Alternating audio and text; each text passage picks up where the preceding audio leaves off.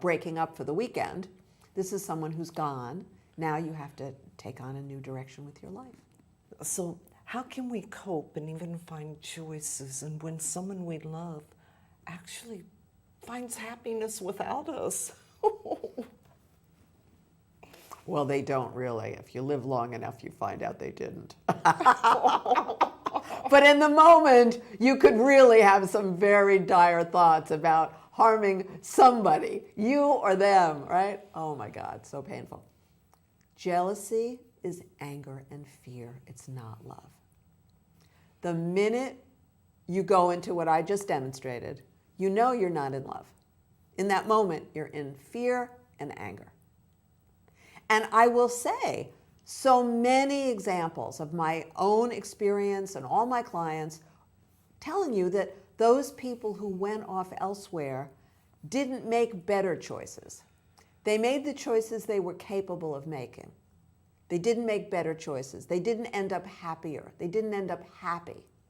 There are very few examples, I can't think of one at the moment, of someone who was deeply loved, truly deeply loved, with all the heart of the lover, and who didn't accept that love and went elsewhere, and who had a happy ending. I don't know anybody who did.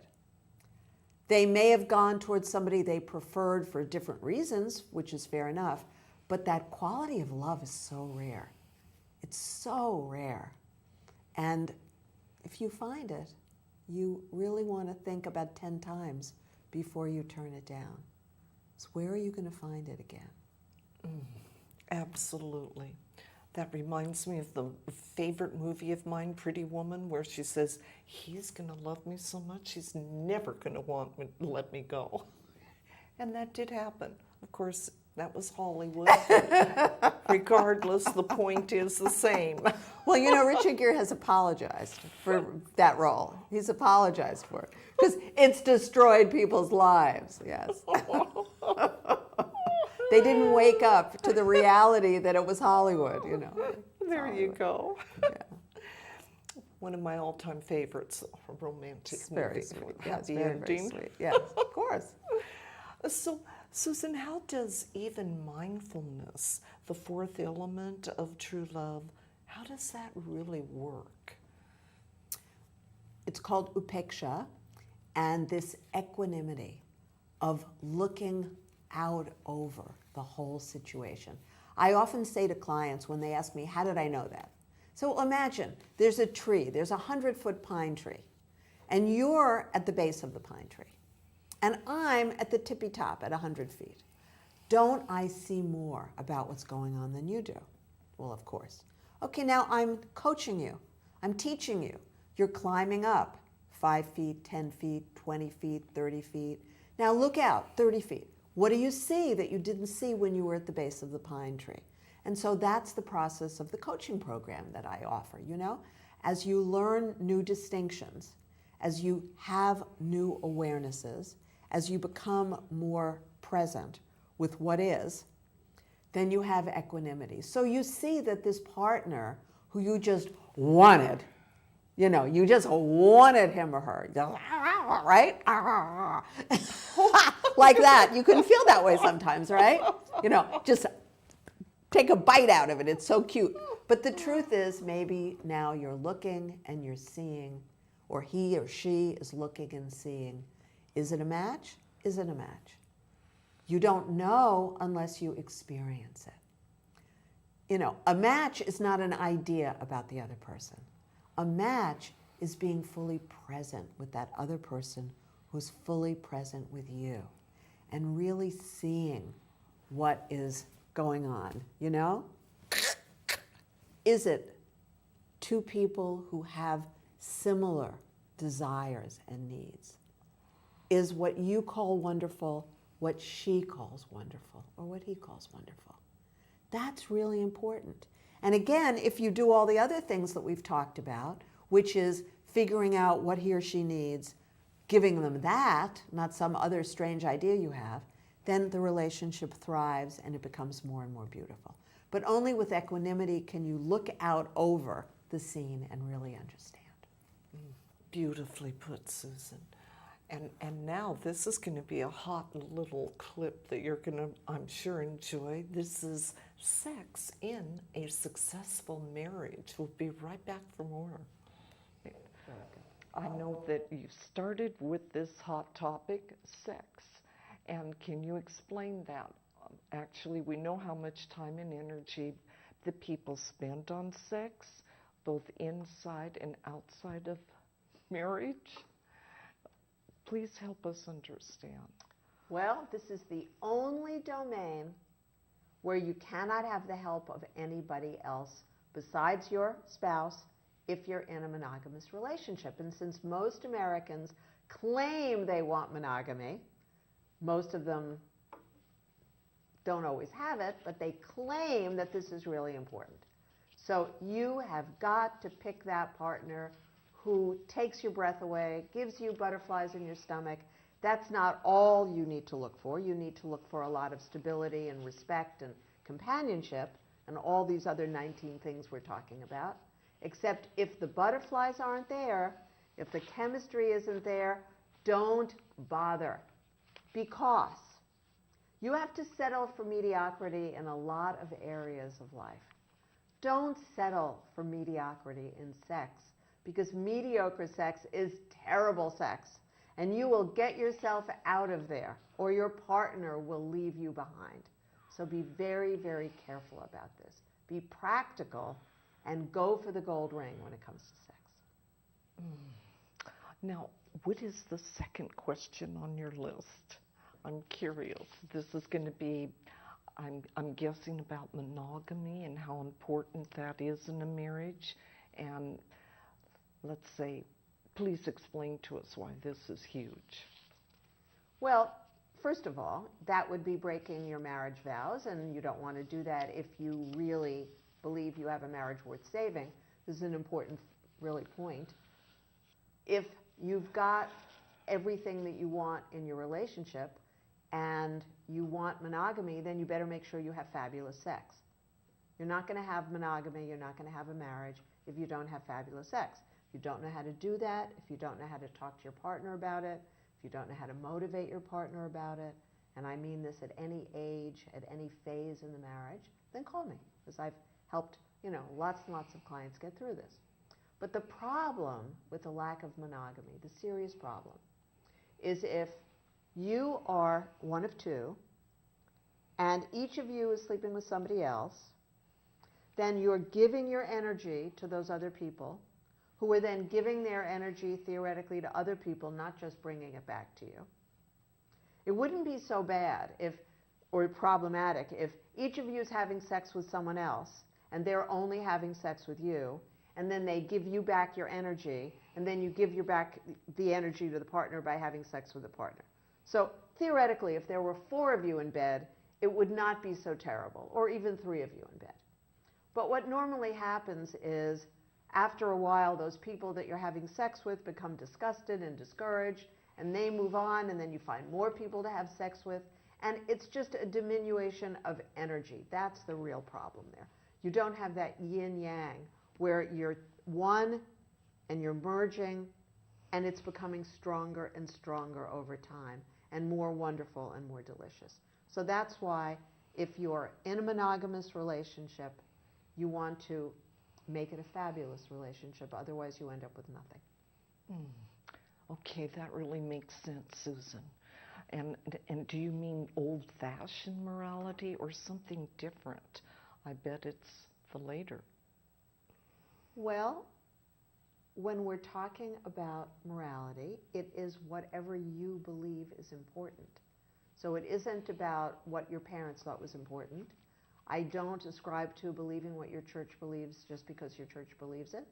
I believe that it is essential for you to be in touch with what you believe is right for you. What do you think is right for you and your family? And you and your partner have to be on the same page with that. It's difficult even in the smallest detail where one person is a vegetarian and the other one isn't. You have huge wars over that. So being on the same page with each other, understanding what you believe is your sense of morality, your ethos, what you believe a human being stands for, this is something that you need to share. And you can't have a partner who just gives it lip service. They have to be on the same page with you. That communication factor. Okay, but isn't sex and monogamy, isn't that about love too? Well, you know, love, according to Marshall Rosenberg, and you studied him as well, and nonviolent communication, love is a word that just means needs met. So I love you if you meet enough of my needs. I don't love you if you don't meet enough of my needs, but you could meet more of them later. So Marshall did a very famous thing where he would say to somebody, just keep asking me if I love you, and I'll give you different answers and just, you know, go along with it. So they would be in front of the room and somebody would say, Marshall, do you love me? And he would say, not right now, but ask me later. And then she would say, Marshall, do you love me? And he would say, yes, right now I do. I do love you right now. So he had a very big emphasis on authenticity. Very big emphasis on being in the now, being in the moment. You know, he had a very strong Buddhist, you know, side to him that he didn't speak about, but everything that he was demonstrating was Buddhist. So being in the now means I love you right now because you meet enough of my needs. Doesn't mean I'm going to do something stupid and run away. It's just I may not be in touch with that love in the moment. And according to Marshall, and the same thing's true for you, whoever you might be. You're doing it too, even though you may try to put yourself into the bed of Christus and say, oh, I do love you, I'm always loving you, I eternally love you. Usually there's a lie in there someplace. And it's better to tell the truth. It's better to tell the truth. It's better to be able to hear your partner tell the truth. It's better to be able to understand this. Believe me, I've been through this myself a bunch of times. And it's much more alive and much more real if you can authentically love and authentically say, not right now, but try me in another 20 minutes. Wonderful information, Susan. It really is. It's scary, right? That. Yeah. Scary. What Marshall has to say, you know, we just really being present in the moment. How honest and truthful can that be? Ask me a little later. Anything's possible. Yeah, you hope you don't have somebody with you who's got OCD who's going to ask you every 30 seconds, what about now? What about now? What about now? Like now it's never. Like the stalker, right? Yeah. Okay, well, let's explore this question. We have a lot of ground to cover here. So why is it that really cleaning isn't love, even though almost anyone you ever meet or know says that they're in love? And is cleaning what when their needs aren't being met? So if anyone has ever tried to hold on to you and grab onto you, you hated it, right? I mean, you hated it. It was really awful. In fact, it was so unpleasant, I would imagine, for each of you, that it colored for you the possibility of any future with that person. I wrote an article many years ago called, Are You a Bunny Underfoot? And I had had an experience with somebody who was very much in demand in Santa Barbara. So when he asked me out, I accepted the date because everybody raved on and on about him. And he's a sweet, sweet guy and a bunny underfoot.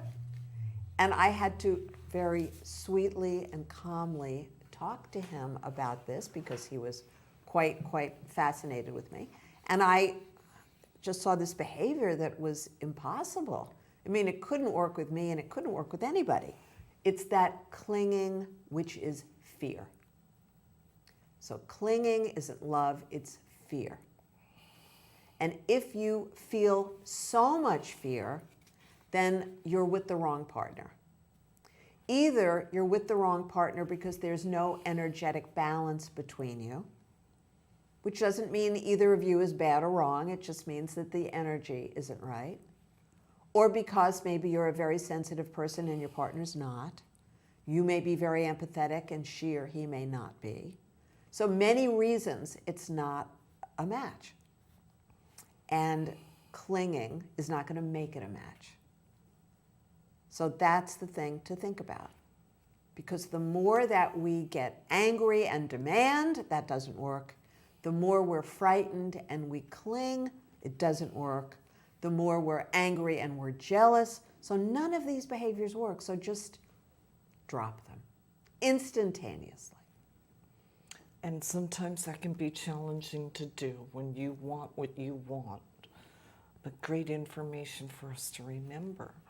Now, what are the three components to true love that must be present, and that we have to remember that this is indeed a practice?